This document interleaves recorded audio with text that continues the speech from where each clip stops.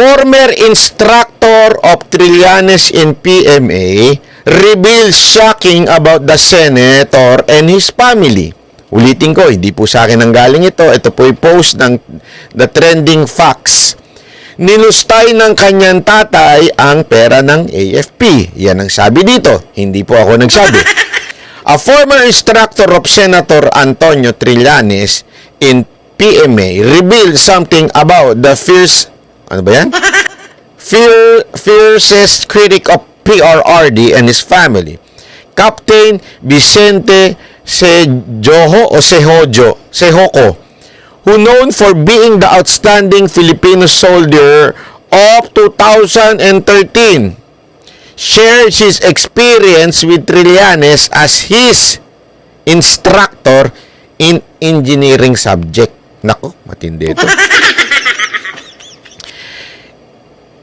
Sehoko comment was posted publicly by netizen Choli Abilia Cabanban, who's also an alumnus of PMA. You can check and verify yung mga pangalan na yan, ha? Again, this is a share from the Facebook. Sabi nga ni Alunier Gameplay, salamat. A clown entering the palace will become circus. Taray, in English mo pa. Ito, sabi naman dito, according to him, ito, sabi niya, according to him, Antonio Sr. used the budget of the AFP-PNP telephone directory at that time in gambling activities. Matinding paratang to.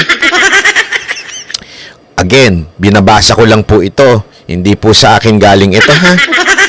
Ito'y binabasa ko lamang po. Post po ito ng The Trending Facts. Because of this, Sehoko, who replaced Trillanes Sr. in his position, made him forced to solve the problem made by the senator's father in his office. He also narrated how Trillanes IV received a VIP treatment during his cadetship in PMA, calling him shabby for taking advantage with other cadets. Naku po. Yari tayo dito. Ibig sabihin daw, ginamit niya yung lakas ng kanyang ama. Yun ang sinasabi dito. At nagpa-VIP. Naku po, patay tayo dyan. He also narrated how Trillanes IV received VIP treatment, calling him shabby. Ito, Sehoko claimed that Trillanes didn't receive any punishment and the senator even sleep in the office of his instructor. Ang bira, oh. Hindi natutulog doon sa barracks, natutulog lang doon sa the aircon na opisina ng instructor. You can read this whole post below. Person comment from Commodore Vicente Sehoko, AFP PMA Class 82 2013, Outstanding Filipino Soldiers Awardee, TOPS. Trillanes belong to the most junior and last class of PMA cadets I handled at PMA as instructor engineering subject. His father, Antonio Sr., PMA Class 1959, was the Assistant J6 Deputy Chief Comel, AFP when I was Commander of PMA Comel, tama, hindi ko alam kung ano yung COMMEL Company, and the Comel Staff Officer of General Biason during stints as PMA Superintendent. Antonio Trillanes Sr. always called Dam Guard.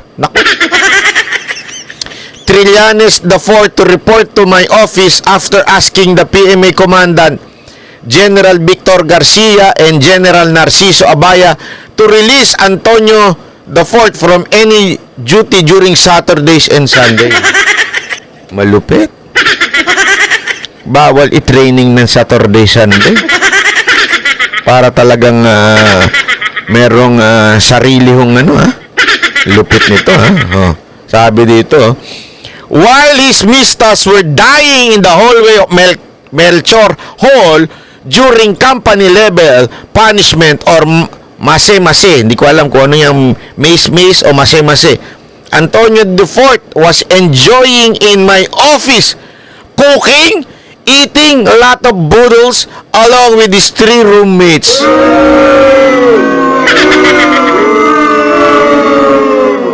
Again, wala po akong sinasabi dito. Ito ho ay sineshare lamang po natin mula sa The Trending Facts. Okay? Ito po ay share lamang po ito. At ito po ay public post. Okay? At ito po ay binabasa lamang po natin. Ulitin natin, binabasa at atin lamang pong itinatranslate sa Tagalog. Okay? O, sa aming madaling salita daw dito, sabi wala daw siyang ginagawa kung hindi magluto at kumain. O, ha? May kasama pang 3 roommates. Uy. Ang tanong dyan, ako tatanong ko lang naman, yung roommate niya ba lalaki o babae? Tanong ko lang. Hindi ako sure. Medyo may pagkasyabi. Swapang rin ang mokong na ito. Ito, puso ito ha, ni Vicente Sehoko. Yung tatay at nanay niya ay palaging umaakit sa Baguio, sa kwarto ko, sa office na tutulog, libre lahat, hatid sundo ko, pakain ko, etc. Ay, grabe. Grabe naman to. They usually arrive late Friday afternoon and depart early morning of Monday. When I reported for duty at the office of Chief Comel AFP upon request of the Chief Comel AFP Antonio Trillanes Dising, nako po. Mas mataas pala yung yung kanyang tatay kaysa dito sa nagkikwento. Just retired and was a dealer supplier of various items. Nako. Yung tatay daw di umano, according to dito, di umano. Sabi dito, supplier daw, dealer and supplier na iba't ibang item. Ano kaya yung item na yun? Sa GHQ at AFP. During those times, conversion and goods deliveries were rampant and his father was able to convert DBM Saro to cash. The budget intended for AFP PNP telephone directory publication. Grabe sweetie Thank you very much.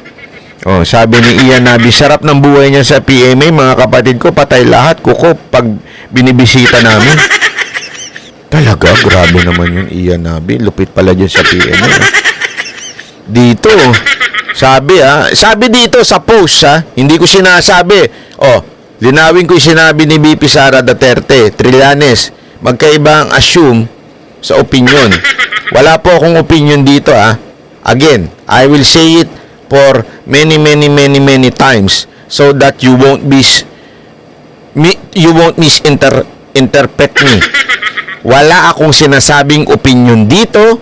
Ito ay sinishare lamang natin at ini-interpret lang natin sa Tagalog. Pinapaliwanag lang natin yung pinost dito. During those times, ayan, tapos na. Unfortunately, that money was used as bet in... Boy, talaga? In the casino in Mahjong where Antonio Sr. lost everything in blink of... So, sabi dito ni Vicente Sehoko ay ginamit daw sa casino at saka Mahjong. Sabi naman niya, being new to the office, I never had any idea of what was going on in my office. My first task then on my first week of duty was how to produce 1.5 million cash to print the AFP telephone directory. At that time, that converted cash was already lost. Ang trabaho daw niya, maka-come up ng 1.5 million para doon sa AFP telephone directory. Kaya lang, nung siya na ang naging head doon, sabi niya, naubos daw. Di umano, Sabi nito. Hindi ko sabi, Sabi niya. Okay? Being new to the office, I never had any idea of what's going on in my office. My first task then on my first week of duty was how to produce 1.5 million.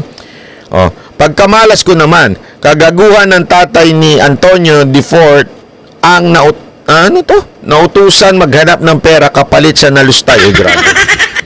So, parang nagagalit ito.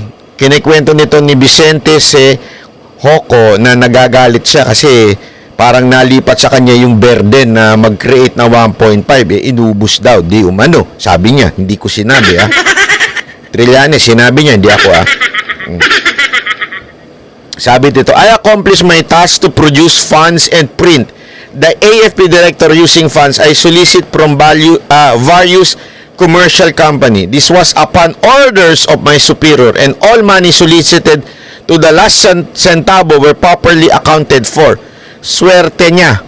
Perang ninustay ng tatay niya na palitan ng kanilang kagauhan na pagtakpan. His mother earned money as a dealer. Naku, pati pala daw ang nanay. Sabi nito hindi ako, sabi niya. His mother earned money as a dealer. She allegedly made magic bidding documents to corner contracts and convert Saro to cash. Grabe naman. Grabe. She did these things in cahoots. Ito yung kanta ito, cahoots. Kahoot is on fire. Iba yun. With some crook and personnel. Seoko first-hand comment received thousands of shares and likes on social media, especially after President Rodrigo Duterte accused Trillanes' parents of being involved in the deals.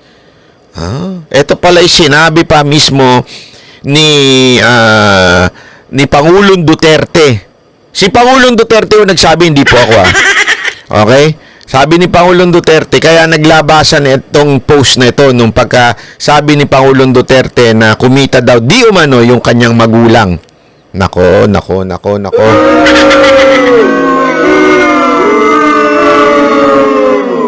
Again, para sa kaliwanagan ng iba, binasa lang po natin. Ito po'y nag-trending noon.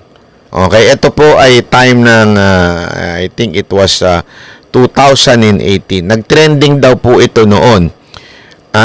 Ito yung sinasabi ni Pangulong Duterte. Ako po. Tapos, balak mo pang maging mayor ng Caloocan? Patay tayo dyan. Hindi. Ako, maganda siguro. Kasi hindi naman po ako nagsabi nito. Hindi ako nagsabi nito Ito ay nag-trending sa social media na binasa lang natin.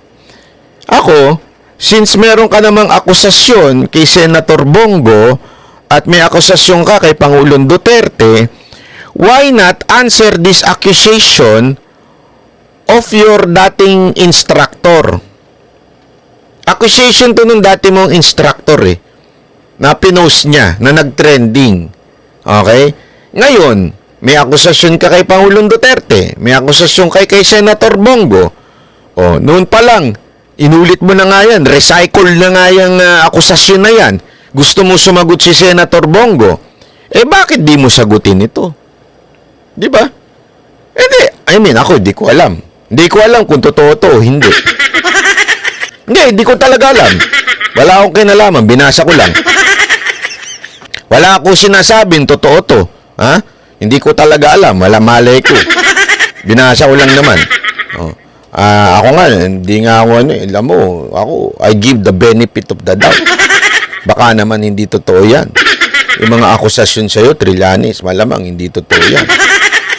Baka namumuliti ka lang din yan. Kasi, ganun ka di ba? Pag may mga akusasyon ka, sinasabi namin, namumuliti ka. Ikaw, baka sa tingin namin, namumuliti ka lang din yun. Pero maganda niyan, sagutin mo.